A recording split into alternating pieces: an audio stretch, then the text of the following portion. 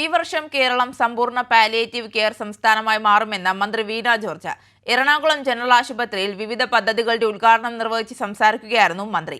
സംസ്ഥാനത്തെ എല്ലാ കിടപ്പ് രോഗികൾക്കും കൃത്യമായ ഇടവേളകളിൽ സാന്ത്വന പരിചരണം സർക്കാർ ഉറപ്പാക്കുമെന്നും വീണ ജോർജ് പറഞ്ഞു.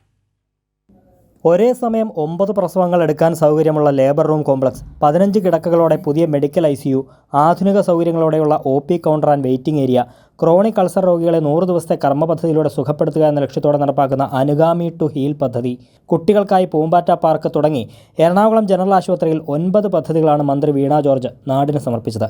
ഈ വർഷം കേരളം സമ്പൂർണ്ണ പാലിയേറ്റീവ് കെയർ സംസ്ഥാനമാകുമെന്ന് മന്ത്രി പറഞ്ഞു.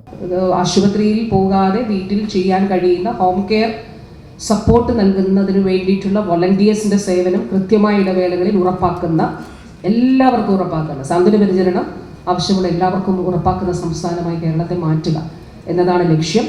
തീർച്ചയായും 2024 കേരളം സമ്പൂർണ്ണ പാലിയേറ്റീവ് കെയർ സ്റ്റേറ്റായിട്ട് മാറും. TJ വിനോദ് MLA അധ്യക്ഷനായിരുന്ന ചടങ്ങിൽ മേയർ അഡ്വക്കേറ്റ് M അനിൽകുമാർ, ജില്ലാ കളക്ടർ NSK ഉമേഷ്, മുൻ MLA ലൂഡി ലൂയിസ് എന്നിവർ മുഖ്യാതിഥികളായിരുന്നു.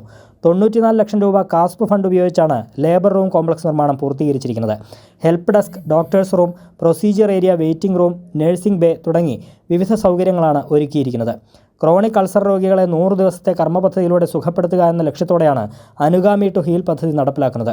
ചികിത്സയോടൊപ്പം കുട്ടികളുടെ മാനസിക ഉല്ലാസവും കൂടി കണക്കിലെടുത്തുള്ള പൂമ്പാറ്റ എന്ന പേരിൽ പുതിയ പാർക്കും ജനറൽ ആശുപത്രിയിൽ തുറന്നിട്ടുണ്ട്. കൊച്ചിൻ ഷിപ്പ്യാർഡിൻ്റെ CSR ഫണ്ടിൽ നിന്നും 15 ലക്ഷം രൂപ ചെലവഴിച്ചാണ് പാർക്ക് നിർമ്മിച്ചത്. 1.21 കോടി രൂപ ഹെൽത്ത് മിഷൻ ഫണ്ട് ഉപയോഗിച്ചാണ് ബേൺസ് യൂണിറ്റ് പദ്ധതി പൂർത്തിയാക്കിയിരിക്കുന്നത്. MP MLA ഫണ്ടുകളും വിവിധ പദ്ധതികൾക്കായി വിനിയോഗിച്ചിട്ടുണ്ട്. കൈരളി ന്യൂസ്, കൊച്ചി.